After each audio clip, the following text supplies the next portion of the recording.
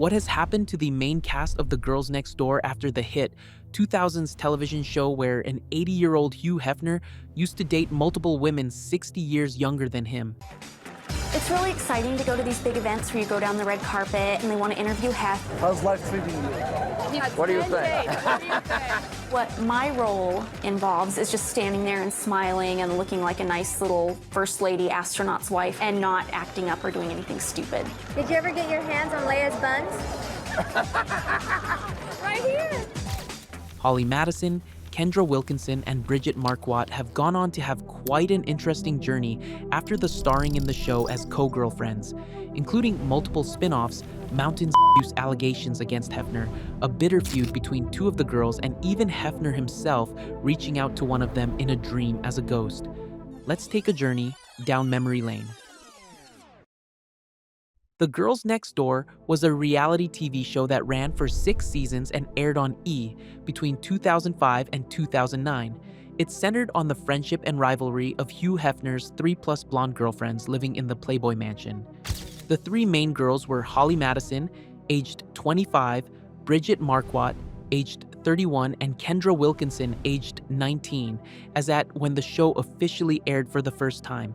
Holly was the #1 girlfriend, and by 2005, she'd already been dating Hugh Hefner for 3 years and living in the house. Hugh Hefner was 78 years old at the time, which puts him at about 53 years older than Holly when the show aired. Holly was the main girl on the show at a time when people were fascinated by the Playboy lifestyle. This meant Holly was pretty much happy say things like this. Involves is just standing there and smiling and looking like a nice little first lady astronaut's wife and not acting up or doing anything stupid. Did you ever get your hands on Leia's buns? Right here. Having to go out to like a red carpet event and seeing all these. Holly, being one of 7 to 9 girlfriends, didn't mind the fact because according to her, she was very in love with Hugh. I would much rather be Hef's girlfriend. It's such a personal choice for me because Hef and I are so much in love. It's not even a comparison. How does that even compare? I'm kind of the head girl around here, and I like that. And her entire character archetype on the show was about being a competitive girlfriend who eventually wanted Hefner all to herself. Their own way of expressing what their relationship is with him. In 5 years, I see myself alone with Hef. Not that I don't necessarily want other people around. I'm a people person, so having Bridget and Kendra living here is great. But do I like him having other girlfriends? No. I know that I'm his #1 girl, but I think he needs to get rid of the extra girls. You know what, honey? I love being here. Why would I leave here unless... Bridget Marquardt, on the other hand, was the oldest of the 3 main girls and only 47 years younger than Hefner. Bridget was the fun-loving girlfriend whose ultimate dream was to become a playmate, one of the girls featured in the magazines. From a very, very young age, and I would say probably around 5 years old, I wanted to be a playmate in the magazine. I just thought that the women in there were so beautiful, and I knew that I wanted to be like that someday. And she managed to become one of Hefner's girls because she wasn't in it for any benefits, she just wanted to have fun. There was a gang of girls waiting to get in the door, too. The difference between me and them was that I was here to have fun, not to see what I could get out of it. I guess that showed, because here I am and they're not here. You get to know Hef and you really care about him, and everyone who meets him just falls in love with him. He's the sweetest guy, and you want to be part of this. And I just thought, what a great opportunity. I can't turn this down. I've come this far. I can't turn this down and go back to Lodi. Bridget became best friends with Holly, and just like Holly, she's jealous of the other girls. And so, last but definitely not least, there was Kendra. She met Hugh at a party when she was 18, and they began dating not long after that, putting her around 60 years younger than her partner at the time. But she knew from the moment they met that she wanted a relationship with him. Hef comes up to me and he says, hi. I'm like shaking, I'm like, hi. And I was just so nervous. Like, I've never met a celebrity in my entire life, you know, and then here Hugh Hefner is right in front of me. I definitely knew at that moment, I'm like, I want to move here. I want to have a relationship with Hef. Kendra was the sports-loving, self-proclaimed tomboy of the group. Ah! I can do it, hold on. Damn, why can't I do it right now? Damn it! Oh! Kendra is definitely a tomboy. She loves sport. Oh. She loves to play sports. She's spontaneous and loud and unpredictable. Ah! Kendra's different than anybody I've ever met before. Out of all the girls, she took me in the most. Yeah, good job.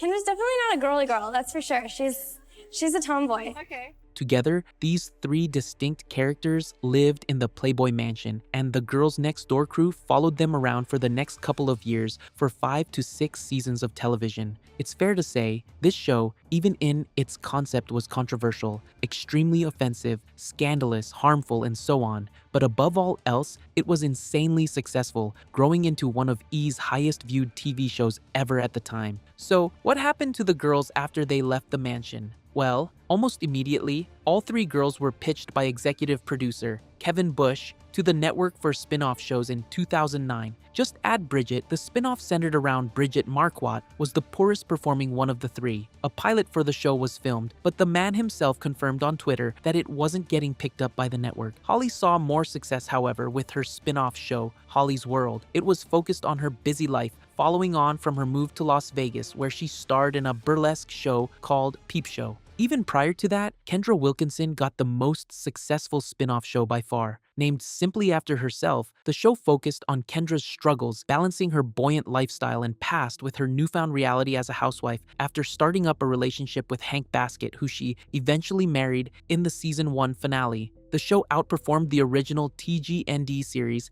and was the highest rated program for about 7 years at that point. However, regardless of success, both Kendra's and Holly's shows were abruptly canceled in 2011 as part of an effort by E! To clean up their image. Newly appointed NBC Universal Cable Entertainment Chairman Bonnie Hammer crudely said at the time, "We'll eventually get rid of the more Playboy trashy element and elevate E! To a fun, exciting, and aspirational network." Despite this, in 2012, Kendra Wilkinson, now Kendra Baskett, managed to get another spin-off show named Kendra on Top, this time on AMC's UETV. The show focused on her family and lasted for 6 seasons up until the summer of 2017. During the runtime of the show, Holly released 2 memoirs, 2015's Down the Rabbit Hole and 2016's The Vegas Diaries, both of which were critical of Hugh Hefner and the Playboy Mansion, as Holly had soured on her experiences in the house. At the time, Kendra spoke up in support of Hefner. Well, Hef offered me Quaaludes on the first night out, and I didn't want to take any. I never did. But I saw him offer them to many girls. Every night we would go out for a couple of years. What Holly is saying is extremely false. I'm like, where did this come from? Do you feel like we're going to give her the satisfaction of she got to you? It's not really that she's getting to me. It's that someone needs to have a voice against this. I mean, Yeah. Hef won't do it. He's too nice of a guy.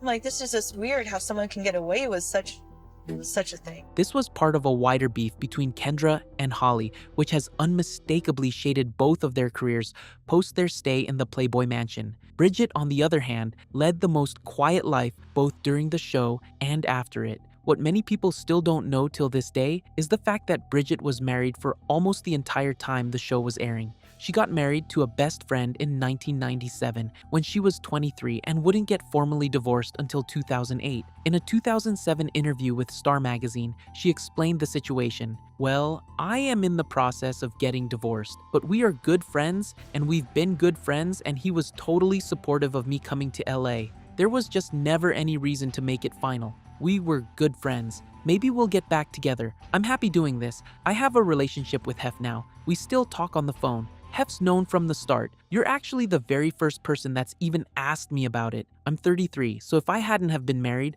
I'd be feeling like an old maid right now. Because I've been there and done that, I feel like, no hurry." In 2008, she got the divorce and began dating director Nicholas Carpenter, son of original Mercury astronaut Scott Carpenter. They got engaged in 2015 and have remained together ever since. She struggled to have kids despite it being a dream of hers due to infertility problems. She froze her eggs in 2008 while still in the mansion for an IVF procedure later down the line, but they didn't thaw properly and became unusable. She's tried again multiple times since then, but it hasn't worked out, as she courageously shared in 2017 on her YouTube channel. So that big insurance policy that I thought I had from 8 years ago just literally went down the drain in 24 hours. That was probably the most devastating blow for me, because I just really thought that those were going to be my best chance of having a baby, and just literally overnight they were gone. As far as careers go, Bridget has definitely been the least busiest of the three girls. She hosted Bridget's Sexiest Beaches, a TV series on Travel Channel, which debuted on March 12, 2009, but ended after one season. She also worked on Yahoo's Animal Nation series in 2012. However, her passions seem to lie in paranormal activities. Bridget's favorite pastime these days is visiting haunted house, exploring ghost theories, and doing live seances. She hosts the paranormal investigation podcast Ghost Magnet with Bridget Marquardt. In fact, one of the things she's most famous for after Playboy was a couple of years ago when she claimed to have been visited by Hefner's ghost. This apparently gave her closure after Hefner died in 2017 without getting the chance to say goodbye. Yeah, it only happened once, and it was the craziest thing. It was actually a dream. Although I put that loosely, it was a dream. I usually don't remember my dreams. I don't have very vivid dreams. Even if I wake up and I remember it at first, 2 seconds later, like even if I turned over to get, people say write it down. If I turn over to grab a pen, it's gone. Like there's no way. So I never remember them. And this particular dream was so real. Like I could feel, smell, like all the senses were in play. Not so like that's not like a normal dream, you know. It just felt so real. But it's basically I drove up to the mansion. It was sort of abandoned, but yet I somehow knew that I needed to go to what we called the Mediterranean room or the breakfast room to wait for Hef. There was a light on in that room. And so I was standing there, and then all of a sudden I hear him coming down the stairs, and he comes running down the stairs, and his arms were open wide, and he gave me what we used to call his big laugh. It's like, ah, my darling. And he gave me a big hug. I could feel his smoke, the satin on his smoking jacket. I could smell his cologne. It was just so real, and he was so happy. And I just felt like that was, I didn't get to say goodbye to him. And I feel like, and I didn't like that. I tried to go up and say goodbye to him, and I wasn't able to. And I feel like it was just sort of our goodbye. And it really did feel like closure. It really felt like I saw him. Crazy as that sounds, Bridget seems to have found some peace in her paranormal hobbies. As far as relationship with the other girls go, Bridget is much closer to Holly than Kendra, starting a podcast with the former and taking her side in the beef. The dispute between Kendra and Holly apparently started during their stay in the Playboy mansion. In Kendra's 2011 memoir titled Sliding Into Home, she said, "During that first season, Bridget, Holly, and I continued to keep our distance except when we were filming. We did our thing off camera, and there was an unspoken competition for camera time when the cameras were around. Each of us wanted the others to look good and be successful, but whether they will admit it or not, I think we each wanted the spotlight and to look the best in every episode. But at the time, this competition for attention didn't seriously damage their relationship. In fact, both Bridget and Holly were bridesmaids at Kendra's wedding in June 2009, and Bridget noted that Holly cried nonstop during the event. Later that year, the girls, including Holly, threw a baby shower for Kendra. So at this point, Holly and Kendra still supported each other publicly and never put a bad word in. The first signs of friction in the public eye came in 2012 during a CNN interview where Kendra says Holly isn't a friend. Holly, Bridget, and I, we had a show, The Girls Next Door, and we lived together. It was a very awkward situation because we dated the same guy.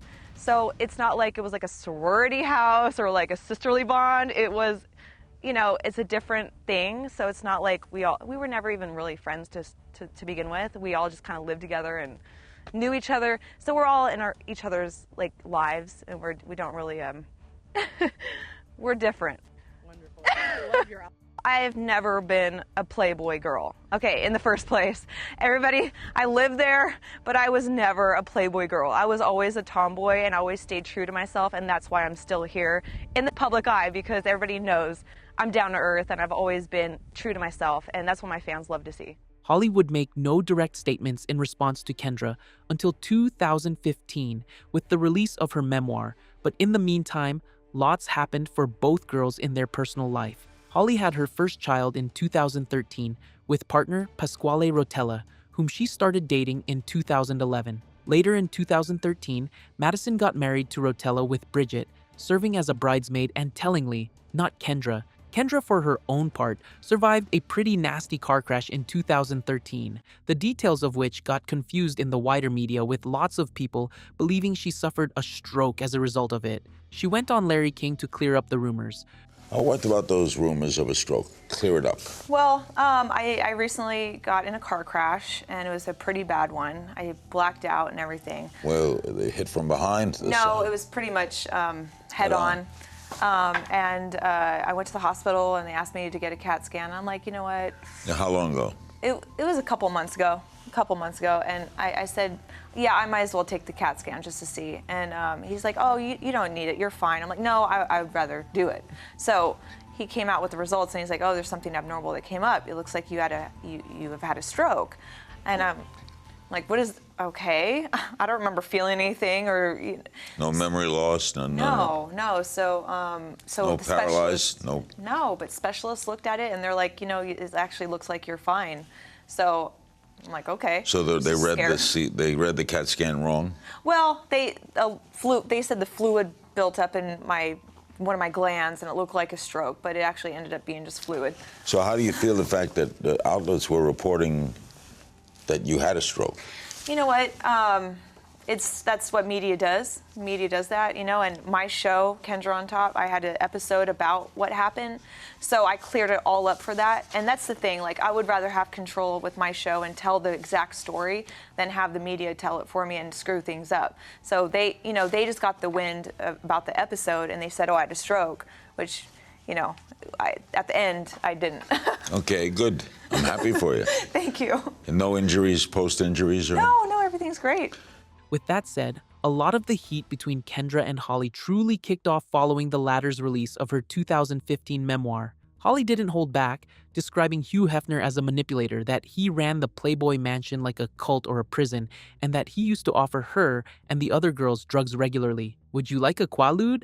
Hef asked, leaning toward crumpled tissue. Madison writes, his reply when she declined, okay, that's good, he said nonchalantly. Usually, I don't approve of drugs, but in the 70s, they used to call these pills thigh openers. She also emphasized that Hugh Hefner used to create a competitive environment for his girlfriends and fostering an inner circle everyone strived to get into, even though none of the girls were keen on the sex. There were always different political alliances with the girls. Hef liked to play the main girlfriend off the youngest one to try to create competition. At the time, a woman named Tina was Hefner's #1 girlfriend, and she says the other ladies lied, telling her they didn't have sex with Hef.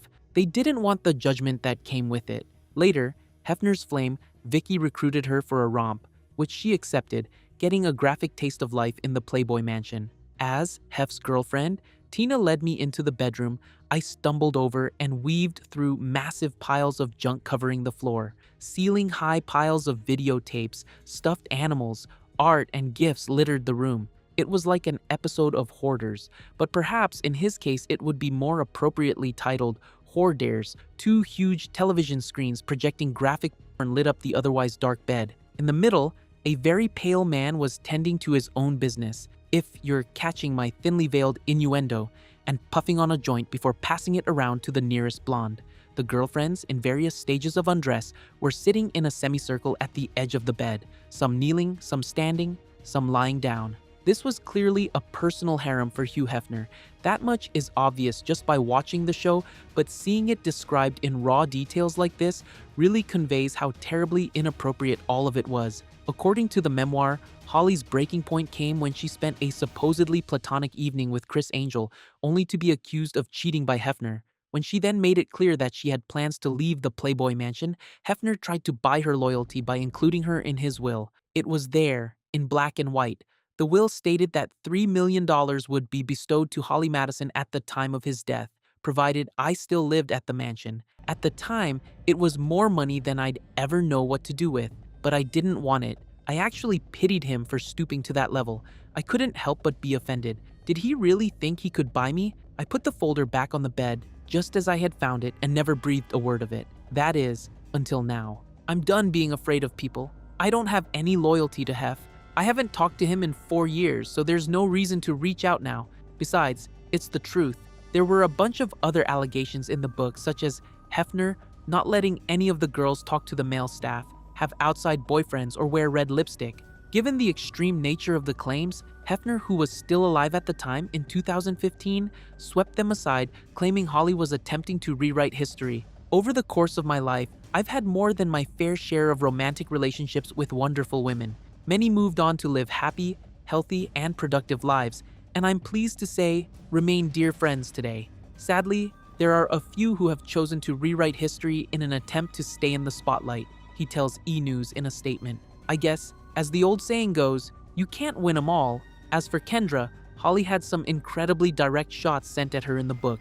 Despite my attempts to befriend Kendra, she continued to push me away. Hungry for her own team, Kendra desperately tried to make each new playmate who arrived at the mansion her friend, and her friend alone. At 19 years old, Kendra was stuck with a 9 p.m. curfew, a 78-year-old boyfriend, and a stricter set of rules than she had ever had at home. And now, adding insult to injury, she was finally realizing that she wasn't as special as Hef made her believe. She was just another blonde girlfriend, and life at the mansion wasn't all she imagined it to be. In Kendra's book, Sliding into Home, she describes Hef asking her to be a girlfriend and handing her a house key before he invited her up to the bedroom. Now, I don't know if Kendra is trying to sound extra desirable, innocent, or if her memory is just super rusty, but of course, that's not how it really went down. Hef isn't stupid. He never asked anyone to become a girlfriend before they joined him in bed, and he never made a habit of carrying around extra sets of room keys.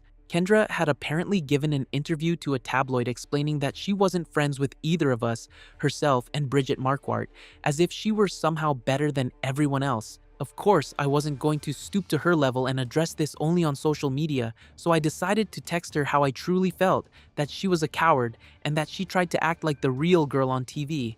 But she's the fakest person I've ever met, and that if she had a problem with me, she should have confronted me like an adult instead of just going silent. After that, I deleted her number from my phone. Kendra and I haven't spoken since, and I have to say, I don't miss her. Those were some seriously strong words which genuinely caught a lot of fans off guard. Holly's words were full of contempt. It's no surprise, Kendra responded in an unhinged Twitter rant which she subsequently deleted soon after. But despite the genuine dislike they had for each other, their respective accounts of their time in the mansion as portrayed in their memoirs wasn't all that different. In fact, on certain issues, they seemed to outright agree with each other. People magazine put together excerpts comparing their different statements on the same topic, and for a lot of them, they both seemed to be sharing a similar frustration on what it felt like to do the show, for example. Holly, we were constantly reminded that the show was Hef's show. Our contributions were irrelevant. We were the decorative icing, not the cake. According to our boyfriend, he could have splashed any 3 blondes on screen and found instant success. Kendra, the crazy thing about television is that you are rarely allowed to grow. You are molded into a character based on some of your strongest traits, and you are forced to stay that way for your entire television life. And on the comments they got about their physical appearance from Hef, Holly, don't ever wear red lipstick again, Hefner warned me in a low voice and turned toward the door. He paused and turned back around to survey my reaction. Deciding he hadn't done enough damage, he served me one final blow before storming out of the room. You look old, hard, and cheap, Kendra. One night, we were all in the limo on the way to a book signing with Hef when he pulled me aside. Is everything okay? He asked. I feel fat, Hef, I told him. Everyone is so pretty. It's making me really insecure.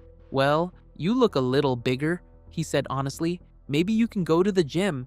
When we got home, I went to my room and cried myself to sleep. I was disappointed in myself. I had this whole mansion and a great life to enjoy, and all I was doing was lying around and eating. I felt so lazy and miserable. This was supposed to be paradise, but for me, it wasn't. Kendra even confirmed that they did have a 9 p.m. curfew and weren't allowed to see other guys. The major difference between Holly's and Kendra's account events was the fact that Kendra still adored Hugh Hefner for some reason. Holly, that's how disagreements always ended with Hef. He would just stomp off and you were left to pick the pieces of your self-worth up off the floor. I'd invested every part of myself in the mansion and had nothing waiting for me outside those gates. I felt so trapped and so vulnerable to his criticisms. Kendra, staring into his eyes, I didn't see a man 4 times my age with 10 times more girlfriends than most. Even though I hardly knew him yet, I saw a sweet man who made me feel really good about myself. A true gentleman. It was weird, but in my heart, I felt like he was someone I could possibly trust. These differences proved to be irreconcilable, as Kendra continued to distance herself from these claims, whilst Holly and Bridget would star in the docuseries Secrets of Playboy, where they went in detail describing the depravity that took place behind those doors and the irreparable damage that Hugh Hefner caused in the lives of countless people. Allegations included drugging, videotaping without consent, and outright. Hundreds of Hefner's associates signed a letter published by People where they disavowed the docuseries and reaffirmed his good and upstanding character. However, his own company, Playboy, put out a statement distancing themselves from Hefner and their founder's legacy. Kendra, for her part, divorced her husband in 2018, then went on to star in another show called Kendra Sells Hollywood, where she chronicles the ins and outs of being a celebrity real estate agent. She still has that ultra-honest and brash personality that her fans love, and even till this day, she has no regrets concerning her Playboy era. In an appearance on the Skinny Confidential podcast in 2025, she even describes moving into the mansion as the best decision of her life. I just took that one-way. I was 18. I took that one-way ticket, never looked back, and it was the best decision of my life.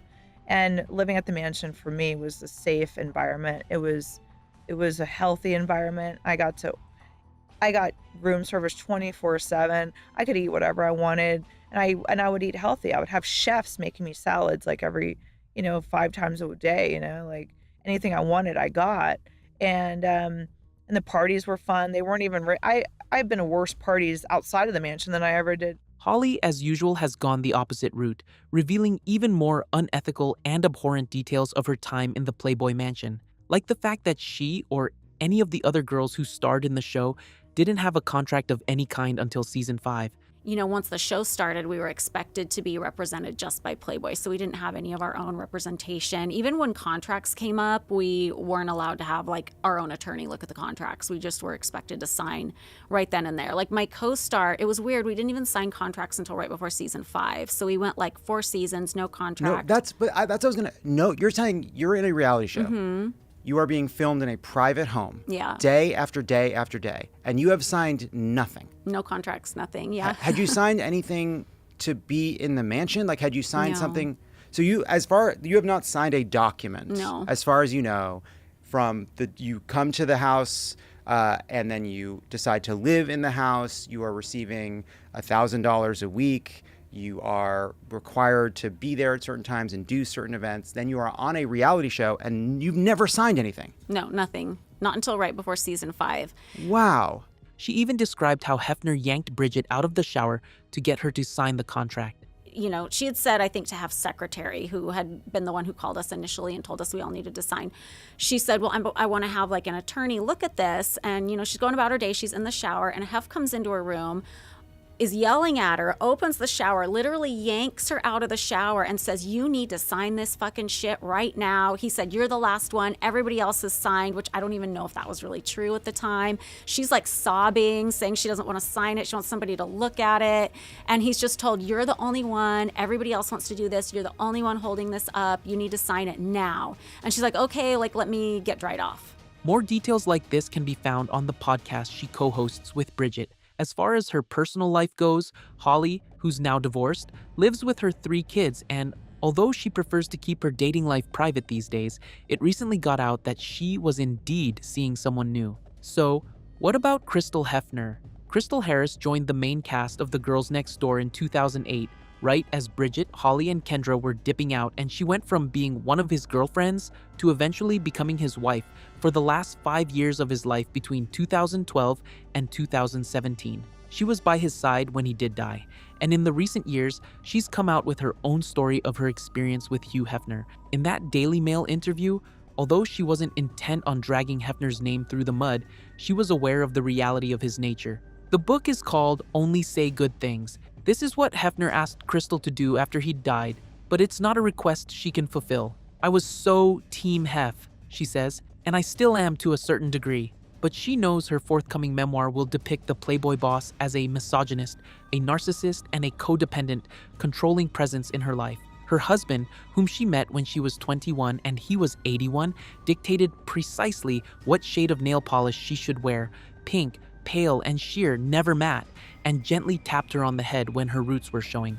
When he was in residence, he issued a 6 p.m. curfew, ensuring his young wife was home to share his dinner, always chicken soup with cream cheese and crackers, and watch his favorite movies. Then, after dark, she was expected to participate in the groups for which Hefner was famous. It was embarrassing. I don't know the most people there'd been in our bedroom at one time, but a lot. Pretty bad. We were like, oh, now it's your turn. Nobody really wanted to be there, but I think in Hef's mind, he still thought he was in his 40s, and those nights, the people, the mansion, solidified that idea. He felt, I've still got it. And perhaps one passage that sums up Crystal's perspective on Hefner is this one. If Crystal Hefner ever gets her doctorate in psychology, she plans to revert to her maiden name and become Dr. Crystal Harris, Ph.D. If I get that, it's over. Bye, she says of the Hefner name and playmate identity. So, not much reverence there, and as for the Shannon twins, Christina and Carissa, who moved into the Playboy mansion at age 19, around the same time Crystal did, they have even less flattering things to say about Hugh Hefner. They both featured in the Secrets of Playboy docuseries, and chronicling their contribution to the allegations, USA Today writes, they thought moving into the Playboy mansion in 2008 would be like living in an adult Disneyland. Instead, it was gross being intimate with Grandpa. The twins were afraid Hefner would take away their Playboy covers and their TV gig if they resisted his expectations, but they were disgusted Hefner refused to use condoms. Eventually, Christina ended up pregnant. I didn't think it was possible. He was 84, she says. She was horrified and afraid to tell Hefner, who she says would have forced her to continue the pregnancy. So, she secretly arranged an abortion. He was just a creepy old man with power. So, what has life been like for the girls of Playboy Mansion since the end of the show? Well, about as peaceful as anyone could reasonably expect. The shadow and weight of playing such a huge part in Hefner's legacy is impossible to shake for all of them, but they've found closure in their own way. Whether it's Bridget talking to Hefner's ghost, or Holly enlightening the public on the unsavory details of the glamour life, or Kendra having no regrets over any of it, all three seem to have made some peace with it and gone on to live somewhat fulfilling lives.